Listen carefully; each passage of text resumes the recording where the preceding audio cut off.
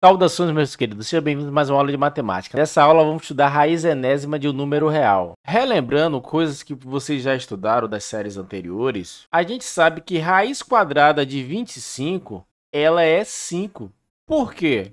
Porque 5 ao quadrado é igual a 25. Observe aqui no exemplo A, o 25 ele é o meu radicando, o 5 ele é chamado de raiz, e o meu índice é 2, ou seja, raiz quadrada. Quando é 2, pessoal, em geral a gente não precisa escrever.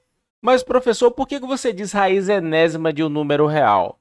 Porque esse n ele pode ser 2, 3, 4, 5. Por exemplo, raiz cúbica de 8. A raiz cúbica de 8 é 2. Por quê, professor?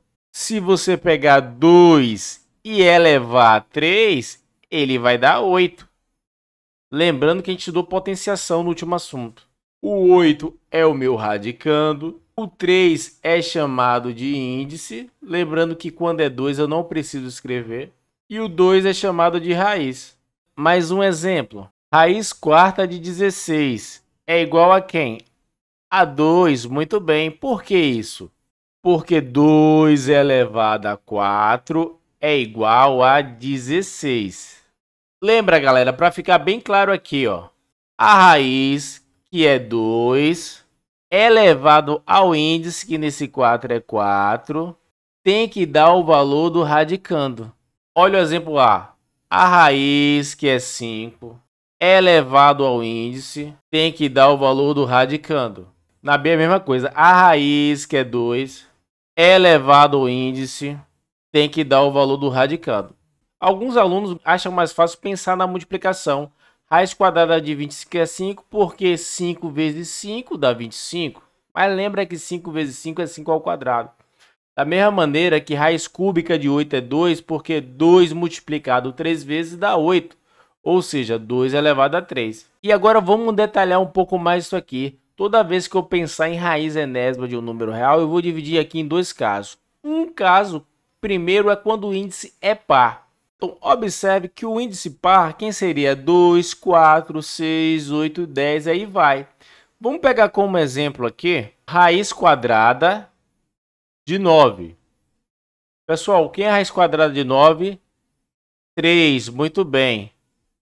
Por quê, pessoal? Ah, professor, porque 3 ao quadrado dá 9. Mas pensa comigo uma coisa. 3 ao quadrado realmente dá 9. Só que menos 3 ao quadrado também vai dar 9. Professor, agora eu fiquei na dúvida. Então, meu querido aluno, você vai lembrar de uma coisa. O resultado de uma operação ela deve ser única. Pensa assim, se eu tenho uma conta, essa conta tem que ter um único resultado. Então, vamos convencionar que o resultado de uma raiz de índice par sempre vai ser um resultado positivo. Então, esse valor aqui eu não quero. Professor, acho que eu entendi. Vamos comigo aqui mais uma vez. Qual é a raiz quadrada de 49? Ah, professor, o índice par só tem uma resposta, é 7. Muito bem. Qual é a raiz quarta de 81? Ah, professor, essa é fácil, é 3. Muito bem, porque 3 multiplicado 4 vezes dá 81. Agora, cuidado com uma coisa, pessoal. Qual é a raiz quadrada de menos 4? Nesse caso, pessoal, não existe no conjunto dos números reais. Então, escreva assim, ó, não existe em R. Como assim, professor? Não existe em R? Ou seja, nos números reais, não existe um número elevado ao quadrado que vai dar menos 4. Pensa numa coisa, não pode ser 2, porque 2 ao quadrado é 2 vezes 2 e isso aqui vai dar 4. Não pode ser menos 2, porque lembra que é menos 2 ao quadrado?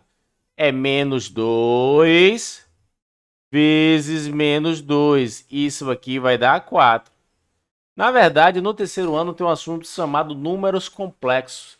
E você vê lá que nesse conjunto essa raiz vai ter solução.